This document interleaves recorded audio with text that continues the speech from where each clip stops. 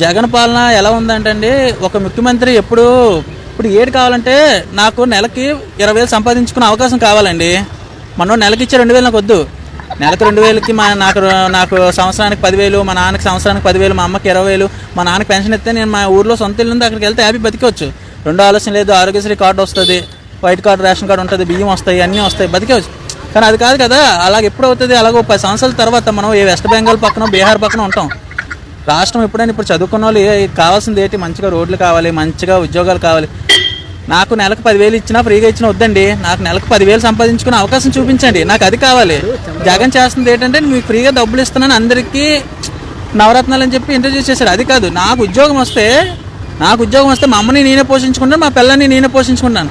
నువ్వు ఇచ్చిన 2,000తో నీ సుఖంగా బతికేస్తాను.